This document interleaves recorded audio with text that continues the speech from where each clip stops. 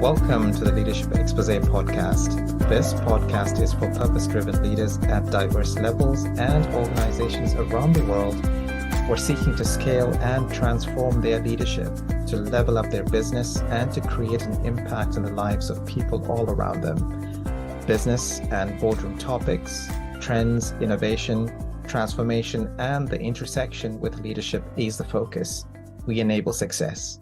I'm your host, Stephen Paul.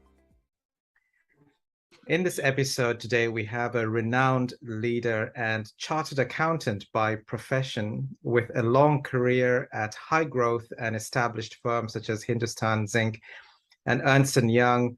He has subsequently worked closely with many small, medium enterprises where he offers his specialism on turnarounds by providing ground-level solutions. He's the author of a bestseller called Business Succession Planning. We'll definitely hear about that. We welcome Ravi Mamodia, managing partner of Mamodia & Company, chartered accountants firm. He's founder of business consulting firm called Masters Insider LLP. We'll learn about his unique ways of business growth and advisory, the process, the designing and finance structuring, and his book on business succession planning. Welcome, Ravi. How are you doing today? Thank you so much, Paul, for such a wonderful introduction of mine. And I'm really doing great and happy to come where we can talk about this topic, where we can talk that how this can help and a complete ecosystem of the business. And I'm really grateful to you that the way you are communicating with your audience, the way you're putting up the things, the relevant things for the success of any business is really meant a lot to any segment of the world. Thank you so much for putting up your all energy and things around it. And thank you so much. Yeah, no, thank you, Ravi, and welcome to the ecosystem, to my ecosystem, and broadly as well. But we just before we started the podcast, Ravi, we were mentioning about where we're based. Well, you, as you know, and audience, you know that I'm based here in London, United Kingdom. What about you, Ravi? Just for the purposes of getting our audience curious as to where you're located, tell us where you're located. Yeah, Paul. So I am located out of Jaipur, Rajasthan, and it is in India. So Rajasthan is typically a place where a tradition of Rajasthan, a tradition of India, where comes in where a Rajput, freedom fighters who have been fought for the freedom of India and for all of these has been coming from here. So traditionally, I'm from Rajasthan. Belongs to a typical Marwadi family. Marwadi means a typical Baniya who knows and understands the finances and numbers in a better way. And obviously, chartered accountancy course has put a cherry on the cake by giving and doing so. So I belong to Jaipur, Rajasthan, India. So there's a lot of historical resonance here, but also there is, as you mentioned, the numbers and the financial aspects that can be weaved in. India's got lots of festivals, and I remember there is festivals every week. So can you tell us just very briefly, is there anything that's going on in the month of September that's of interest? Yeah, so there's a lot of things that India is full of these kind of festivals. So recently we have come with a Krishna Janmashtami Mahotsav, which is a born day of Lord Krishna. And everybody in every kind of and every place of a country has been celebrated in a very huge way. Be it South India, North India, East India, Central India, any region. And then post that we have a Ganesh Chaturthi, a birthday of Lord Ganesha, where we used to celebrate by giving him a tribute and giving a Ganesh Visarjan, if you have heard about this word, where we put the Ganesh into a water and ask him for the blessing to the whole world and making the things happen into that way. So these are the two big festivals which recently has been into, and every family member is being celebrating that around. Okay. And now, obviously, looking forward for the big festival, Diwali, a very big festival in India. Everyone knows about Diwali. Everyone knows about Diwali, and we will definitely be looking forward to that. Okay, so very keen to hear about your personal journey and how you actually brought that out into your professional business aspects as well. So briefly, can you just tell us about you and that journey of yours? Where did it all begin? Yeah, thank you so much for asking me this, Paul. I'm very much curious to tell you about this because I think it has been very interesting till now where I have been into my life. So, right from the beginning of my life, I am being a very spiritually inclined person, a methodologically inclined person who understand and wanted to be with the mythologies which has been into grouse root of every Indians. So, I have born brought up into that culture, and post that I have did my graduation and post graduation from here, Rajasthan only, and did my chartered accountancy course in my local place, from the local place only. In this complete journey of mine, the spirituality plays a very important and vital role in understanding the life as a very big game. Not only the professional things, not only the social things, but a complete gambit where the spirituality, socialism, your culture, your values, your profession, and everything plays its own role. And over the period of my this journey till now, so I've been 32, and till the age of this 32, I've experienced the different flavors of a life in a very smooth and transitional way. So, being spiritual, being social, being a finance background person, talking typically from the Rajasthan Bania family, understanding the chartered accountancy business. So these all become my gambit where I'm playing and doing the things into my life. And obviously, all the steps, be it spirituality, be it my socialism, everything plays a very vital role till now for my growth and being into this place. And I use my every kind of a tick and tick into my profession as well, for the consulting of my client as well. Because I think that spirituality cannot be separated from any person, from any business. It should be an integral part so that a proper valued system can come out from the society. Yeah. So you mentioned some great things about that intersection between the spirituality aspect and then your professional aspect, and how you bring all of that in front of your client, or how you actually operate. Tell us a little bit more about what you're doing currently for your clients. What's your area of Right. specialism? Right.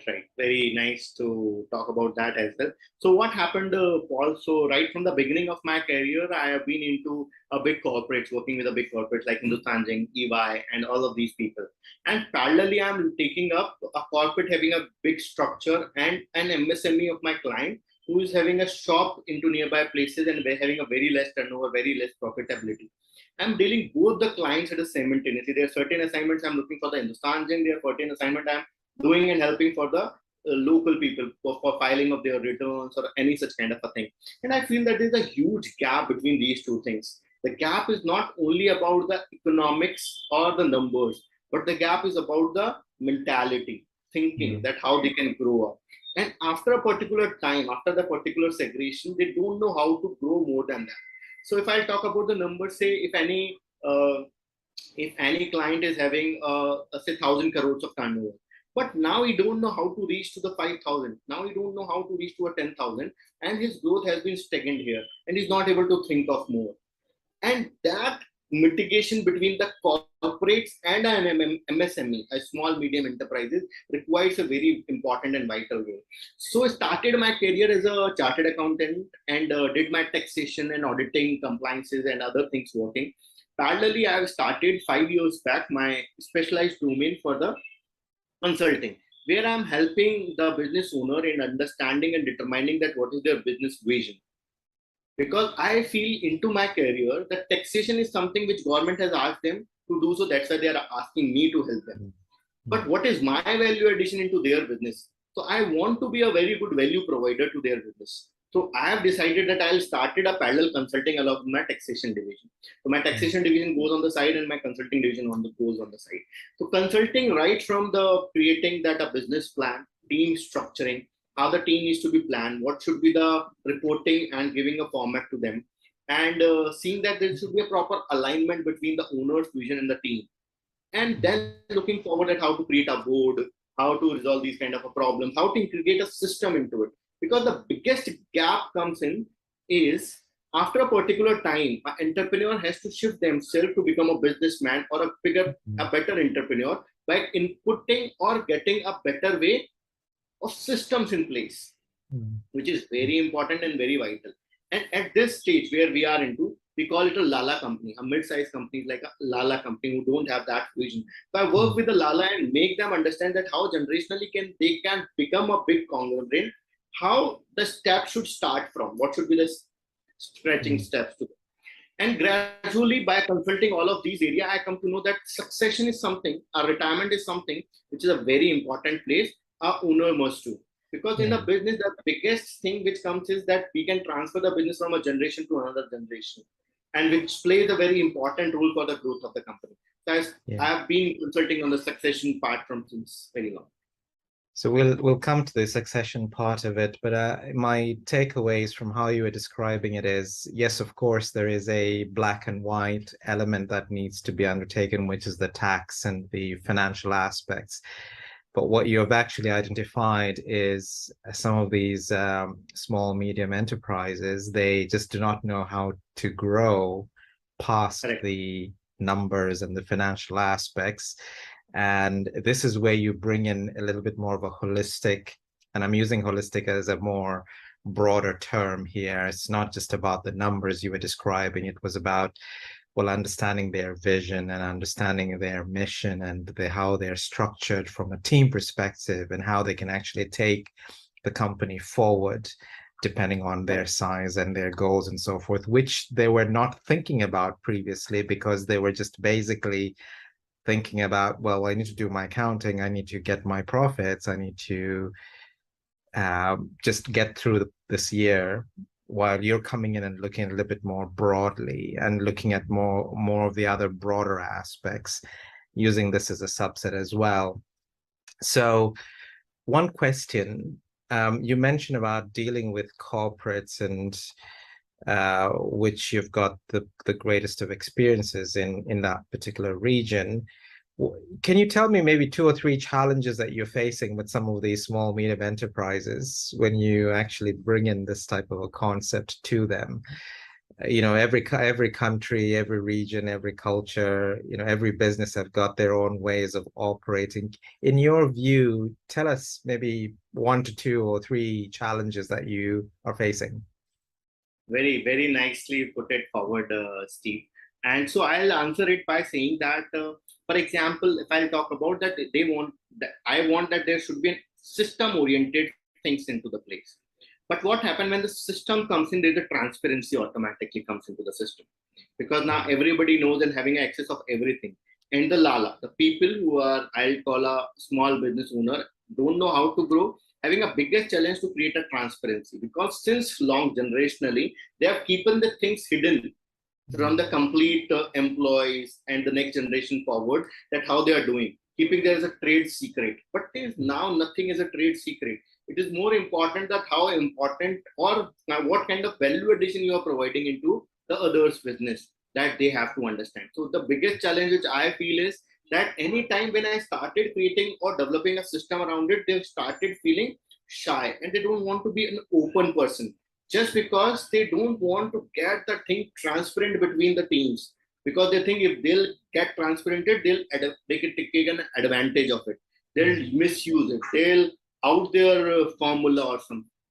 But now nothing is like a formula. It is all about that what kind of a value addition you can provide to a system, how better you are with your services, how better you are in handling of your customer. If you have these kind of a quality, then rest of the thing doesn't matter.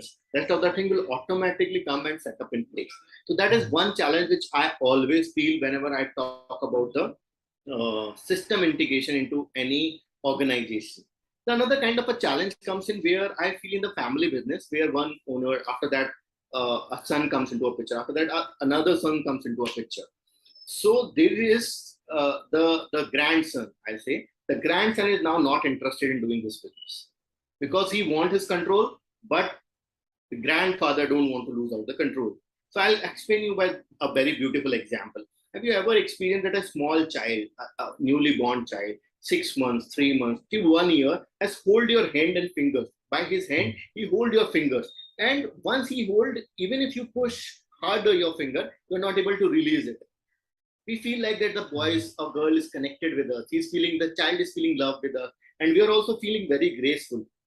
That's really nice. But the true reality is the kid know how to hold, but the kid don't know how to lose out, which is a very important art. So same with the grandfather. The grandfather know how to get a better control into a business, but he don't know how to lose out. The biggest challenge.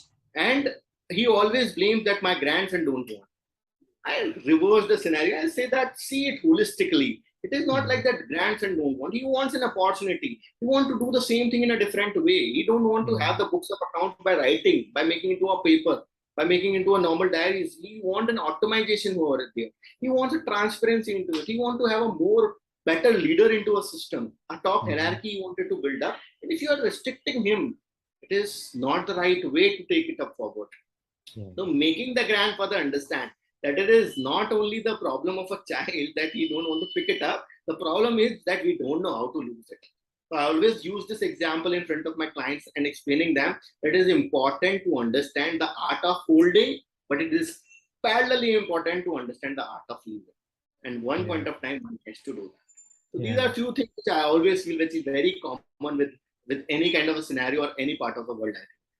Yeah, amazing. And those are very good challenges. And, and with a very strong culture of small, medium enterprises where they really want to hold and not be transparent, or they don't want to let go and bring in new leaders in, that becomes even more challenging. But the key thing that I'm also hearing here is your clients trust you, and there's a trust relationship here, so which means they listen to you. Right. I think it is very important.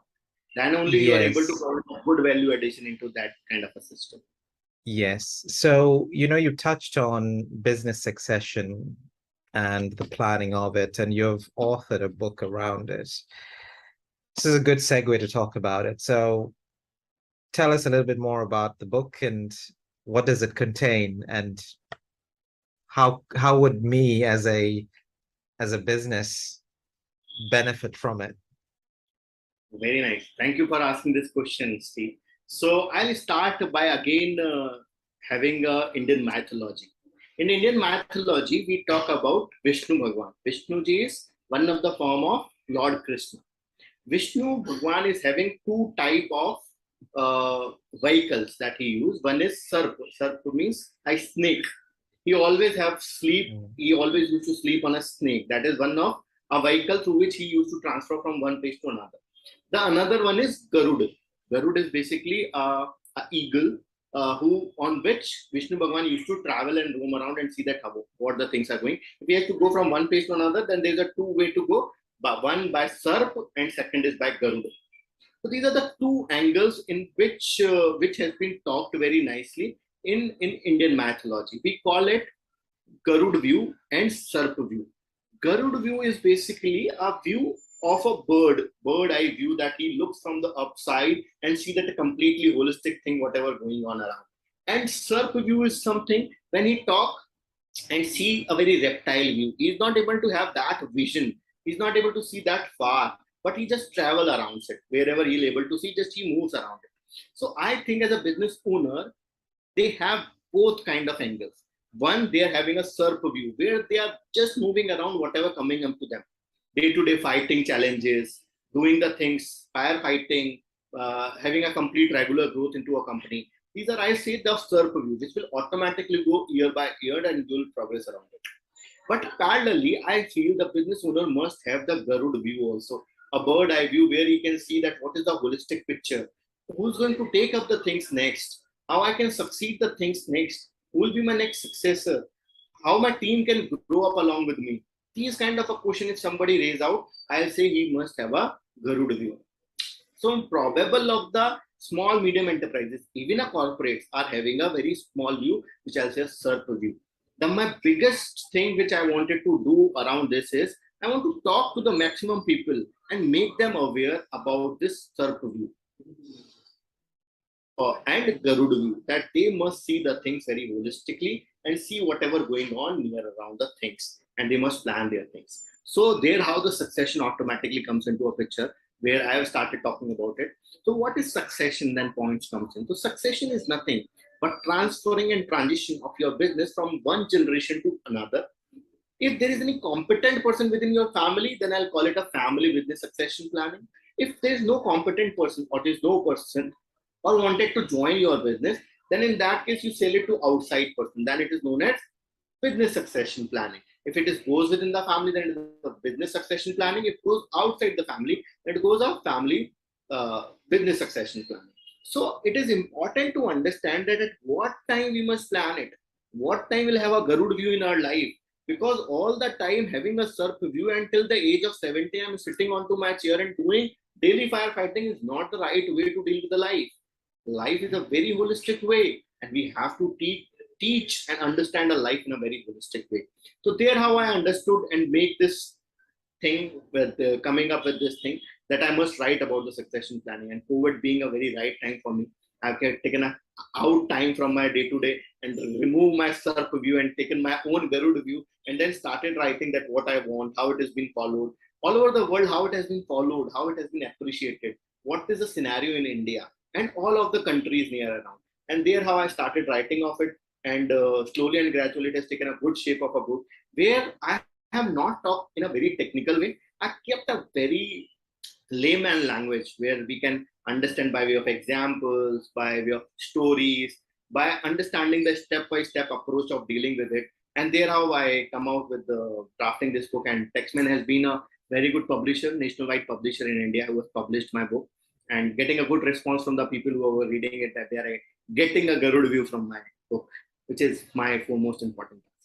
So I did read some excerpts of it, and I have actually made arrangements to get a book. So I'll definitely take a look at it. I'm a big proponent of succession planning as well, because it happens, or it needs to happen, not only at corporate level, but also especially with small, medium enterprises. And you mentioned about family offices, where there's a lack of understanding on the concept of succession planning. And nowadays, the world is actually changing so rapidly and evolving from a change perspective, which means you do need to bring in the right sorts of leaders as well. Even if that person is a named person within the organization or within the family, but ultimately the end goal, as you were describing, is adding value and bringing that transparency and increasing profitability, social responsibility, and so forth. If you don't have the next generation of leaders, then that becomes a bit of a challenge. So wonderful on the book here. You mentioned, Ravi, about a number of great outcomes that you have achieved. Is there any small or brief story that you want to share that comes to your mind, even as your time as a corporate leader, or even as an entrepreneur, where you've achieved a high positive outcome with your client or with internally? Yeah. So I'll explain you my own scenario. So why this topic has been again a very important part in my life. In 2016, I lost my father, and that was into an accident, and that was certain for me. It was like that last evening I dropped her to a station, and he is traveling from one state to another state for some of his outings with my mother and few of his friends. And suddenly in the morning at the 9:30 a.m., I dropped him at the evening, late evening, 11:30 or so. And in the early morning at the 9:30, I suddenly received a call that my father is no more. And my mother was completely shivering at that time, and she has seen that complete scenario, and it becomes a very trauma case for my family. And when I come to know about this, then right from that day to complete 2 years span of time, I have spent it with my family just to understand that what is the emotional harming that we get, how can I balance my family emotionally, and what can be the financial aspects of it parallelly, and how can I match it up and bring up my family to the another level. I being an elder son, and you can say my younger sister and brother, they all are a bit small in understanding that whatever happening. So I take the responsibility on myself, and seeing that I have to take care of my mother. I have to see that how can I bring the family into a better way, so that even the harmony should not go off, and the finances and other parts should also be taken care in the well mannered way. And being I have myself gone through this challenge completely for 2 years. Why I'm mentioning 2 years? Because right from that day to the marriage of my brother, because he's younger to me, it's take a huge day and out challenge to me. That sometimes financial challenges. I don't know where the estates that my father has bought off. if the estates were there, they're not having a clear title.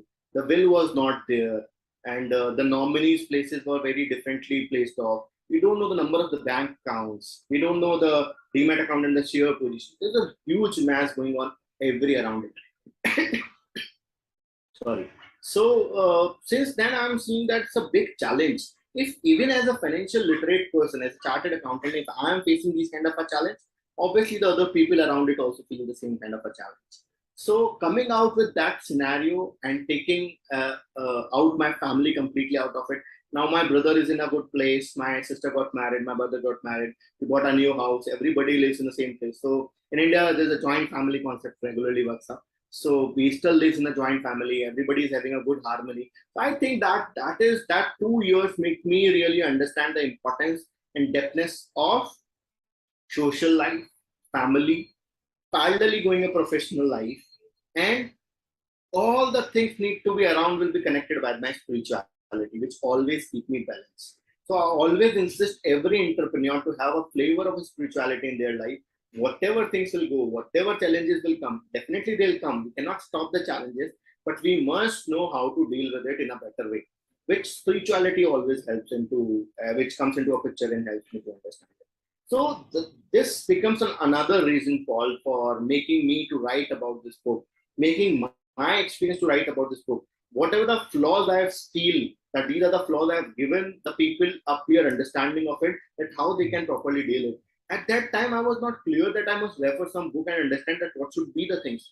Because what happens that if you have a challenge in the growth of your business, you have certain books to refer. You have a challenge that you want to have a financial freedom. There's a lot of books that you can refer. If you have a challenge that how to bring and brought up your child, parenting, there's a lot of books coming up. But on the succession, there's no one book where I can refer and understand that how my family will deal with it, how the thing should go on, is the right way I'm doing. It is just a hit and trial that I'm doing around it. And I've searched for the book, there's nothing has been around it. So that all scenario has come and popped up into the COVID time when we all are sitting at a home. We are seeing the things very badly around us. So I felt like to write whatever I have learned out of it. Might I'll be not available post-COVID. So at least let me write and let the people understand that how they can deal with it. So that is something a very big challenge, or there's something that I'll say a contribution to me for the society which I wanted to give. And I really feel great about it. Yeah. Thank you. No. Thank you. Thank you for sharing that story, Ravi. Thank you. Let's talk a little bit about you, just outside of your professional day-to-day. Tell us a little bit more about what sparks you, what interests do you have? Yeah, so great to talk on that also. So I'm a kind of a person who want to communicate with the people, who wanted to talk with the people and see that how the things can be understood in a better way. So I feel that over the period of my lifespan, I have understood that how my psychology works, how my professional life works, how the spirituality and mythology working around me, how they're helping me around it. Because there are many things which we do religiously day-to-day basis into in India. For example, going to a temple and doing a aarti on daily basis. So what's the motto of it? I started finding these kind of a question and answer of these kind of a things, which creates a very good part into me that I understand the things in a bigger perspective, in a holistic perspective, and along with the underlining fact that what is the reason that I'm doing it. Because doing it mechanically doesn't give me anything that I come to know. And then I mixed up the things and created a holistic way of my doing my own way. So my day begins at morning 5 a.m. I started doing a walking, do my journaling, spend some time of my day's plan, then start my day with my kids, and having a complete day with the client, family, assignments, and different kind of things and different kind of challenges. Traveling to a different cities for the helping to help more and more clients and talk on this topic and doing these things. And at the evening, again, having a good dinner with a tea with a family, so that I can be a good family person as well, having a better bonding. So dinner is a common time for all of us where we talk about everything of our everyday life, in and out, whatever going on. And that is how the holistic way of dealing a life comes into my life. And at the age of this, I know that very people nearby me talks to me that at the age of 32, I'm having a great experiences. So I must say that is how the life comes to me. And I've accepted everything very, very holistically, that they want something better come out of me. And every day I just fought against it, and I feel that now it's a time where I can see the things in a better way. So one more point I wanted to add here is, I'm a kind of a person who understands the problem logically. Say, for example, if my client is not following the X process, it is not the client's fault that he's not able to follow the X process. There might be a problem in drafting of that process by me. So that kind of a person who introspects and understands the things and wanted to understand the things in a very holistic way. So that is something about me. Amazing. Ravi, thank you very much for sharing that. Ravi, we're coming to a close very shortly. Is there any closing messages or a challenge to other leaders, whether they're small, medium enterprises or corporates, that you want to share with? Tell us a little bit more about it. So I think already, Paul, I've explained you that my synergy and my psychology working on this part where I'll talk about the Garud view and Sarpa view. So I want that there should be a time where we spend, a leader should spend in introspection, in seeing that whether he is heading with the right kind of a plan or not. Doing a daily working doesn't mean that you're a good leader, but do it sharply in such a way that you are heading to a particular direction is a very important part. And I feel as a business person that we as a business owners, entrepreneurs, corporates, plays a very vital role in complete society. We provide so much employment. We provide the complete rotation of an economy. We are so much contributor into these segments, be it a small, even a very small entrepreneurs till the corporate. Everybody is contributing in that way. So I'll give you a very nice data of all that. In India, the complete GDP, more than 50% of the contribution to a GDP comes from small, medium enterprises. Even a small, medium enterprise is contributing more than 50% of a GDP of a nation, which is one of the largest nations of the world. That means that it's a very important role that you are playing into a complete ecosystem. Don't feel that you are earning for your own self or you're only a leader, but you are running along with you. There are certain family who are running back to you. There are certain employment that you are generating. There are certain people who have been associated with you for long, and your every activity is helping them to take out their bread and butter out of it. So we are an important provider, an important solution provider. So I request every leader, entrepreneur to give time to their own self by proper introspection and having a Garud view in their life, through which they can definitely able to succeed towards the success. So I always use this quote that succession come out of success. So once you feel that you are successful, now it's a time to a plan for your succession. So these are the things by which I would like to say that everybody should understand, and the importance of introspection and having a Garud. Words of wisdom from Ravi. Thank you very much for being with us today and for sharing your journey and that challenge to all the leaders. Thank you very much, Ravi. Thank you so much, Paul. It's really grateful for me to be the part of this success talk with Steve Pauls. And I'm really grateful to you, and from the depth of my heart, that to all the audience who's listening me out, to all the people who are listening me out, who heard me on this topic. And thanks to you for taking out of a time and taking me on the show and allow me to talk about this topic to the people who have been a part into your ecosystem. Thank you so much, Paul, for being a wonderful person in your life. Thank you. Thank you. Thank you, Ravi. Okay, folks, thank you very much for listening in, and stay tuned for our next episode with another great leader who will share behind the scenes knowledge of what a venture capital firm does and their decision-making process on firms they acquire or build up. So stay tuned for more of that, and stay on for a bonus offer for you that you can't miss, the links of which will be also in the description of this video. Hey, I hope you enjoy the podcast. Don't forget to subscribe to the channel. You're now seeing this part of the video also because you consume some of my content, insights, and teachings. Maybe you've been to my LinkedIn page or website or seen other social media ads or listened to my podcast. I'm Stephen Paul, a business and transformational executive coach, strategic advisor, leader, and board member. I've been in diverse roles, corporate executive, entrepreneur, and worked with businesses and firms of all sizes, built and launched businesses, created high impact boards, and so forth in 4 continents. I get it. I've been there, done that. But what is different is I bring a unique perspective and a playbook. I've helped 100 plus business leaders just like you to scale and align their leadership top teams, the board, and overall business for growth. Leaders like Ivana from medium-sized company in the EU who grew 150% and expanded globally in under 5 months. After she started to work with me over facilitated sessions in an initial 3 days, I helped fine-tune their strategy and align their leadership team and board to be a cohesive driving force to achieve their dreams and outcomes. I want to teach you the same thing and more on how to scale and align your leadership team and board so you can increase your business growth and value. Get clarity on what is the next right strategy for you. There are multiple ways we can work with you. Number 1, click the link for a free, non-obligatory 60-minute initial strategic session.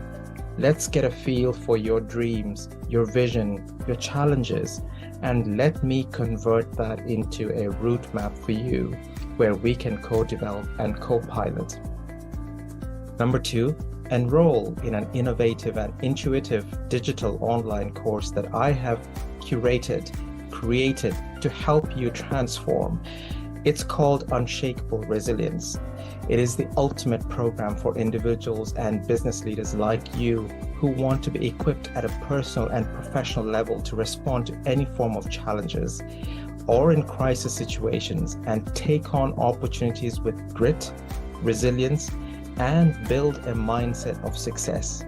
In essence, you want to be unshakable, thrive in crisis, take on opportunities in the face of adversity, and build a success mindset. So, click the link below to learn more on how I can personally help you individually and your firm to scale and align your leadership team and business and pivot in a transformational way. And for you to experience this, whatever the challenge you're facing, get in touch with me. Let's discuss, and I will share my insight rapidly to enable your transformation. Click the links below.